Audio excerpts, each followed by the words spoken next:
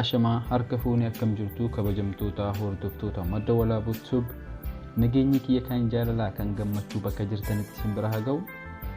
Egaa har'as walitti deebinee jirra jechuudha. Viidiyoo har'aa kana keessatti akkaataa itti IMO kenna kan nu dalaguu dide yookiin viidiyoo koolis ta'e karaa aduu kooliidhaan nu dalaguu dide akkamitti sirreessuu dandeenya jedhu viidiyoo kana keessatti qabadhee siif dhiyaadhe jechuudha. Egaa namoonni chaanal kiyya faaraa taatan haaluma salphaa ta'een yuutuubii keessa galuudhaan iddoo gubbaa kanarratti madda walaabuu tub jettanii barreessitanii kaatanii egaa haala kanaan subscribe iddoo kanarratti tuqxanii achi booda mallattoo bilbilaa kan gubbaa kanarratti tuqxu jechuudha. Viidiyoowwan as keessa jiran kan barnoota gaarii daddabarsan as keessa ni jiru, as keessa ni argattu. Egaa viidiyoowwan kanneen ilaaluu akkasuma like share godhuu hin dagatina. Kallattii mangala barnootichaa taada baruu jechuudha. Egaa jalqabaa irratti Google Chrome keessa galtu. Google Chrome keessan iddoo gubbaa kanarratti maal jettanii barreessitu aptoid jettanii barreessu jechuudha. Haala kanaan yeroo haala kanaan barreessitanii kunoo kan tokko fara jiru kanarratti aptoid irratti huna jechuudha. Achi booda Google Chrome irratti huna. Egaa haaluma argaa jirtan iddoo install aptoid jedhu kanarratti hitu.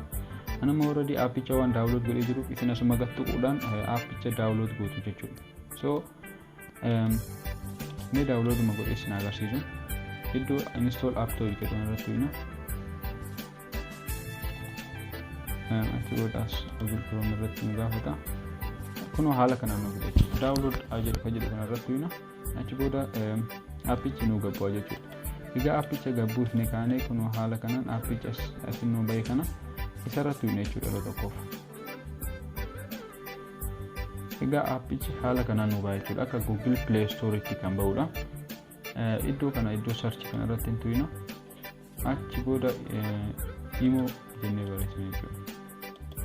Appiin kun IMO qofa osoo hin taane WhatsApp fi Messenger haga dhagahutti viidiyoowwan appiiwwan karaa bilbila nu sirriitti nu dalagne asirratti ni dalagaa jechuudha. Kan karaa Google Play Storeedhaan gabbuusne nu dalaguu dide asirraa yoo buusne baay'ee tokko dalaga jechuudha. Kanaafuu IMO jennee asirra barreessina.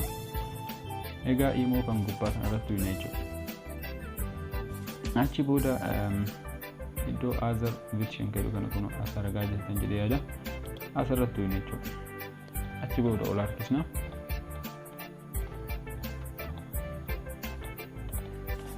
Egaa oluma harkisna jechuudha gadiitti. Egaa haala argaa jirtan kana kunoo 9.8 duwwaa 4 2 9 tokko ka'edhu kanarratti huna jechuudha. Isa kanarratti huna. Achi booda iddoo install jedhu kanarratti huna jechuudha.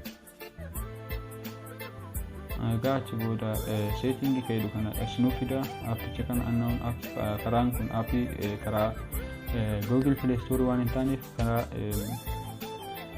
unknown source kan gootu jechuudha. Setting kanarratti huna. Egaa achi booda asirratti kilik goona jechuudha.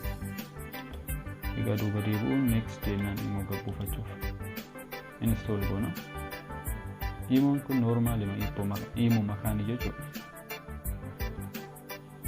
Egaa haala kanaan install goone kaane open goone jechuudha IMO keenya. Egaa kan barbaadan banachuu dandeessu gaa isin lakkoofsa keessan asirra galtanii IMO keessan banattanii achi booda karaa barbaadan bilbilachuu dandeessu jechuudha. Viidiyoo koolis ta'e akkasuma viidiyoo koolii yookiin audiyoo koolii karaa hundayyuu dalaguu danda'a jechuudha. Karaa kanaan yookaan buustan taate. Egaa viidiyoo kana waan laaltaniif guddaa galatoomaa. Akkasuma chaanal kiyya subscribe godhuu hin dagatinaa. Like share akkasuma hiriyoota keessan affeeruun nu gargaaraa isiniin jedha. Aga viidiyoo biraatiin walitti deebinutti nagaan tura.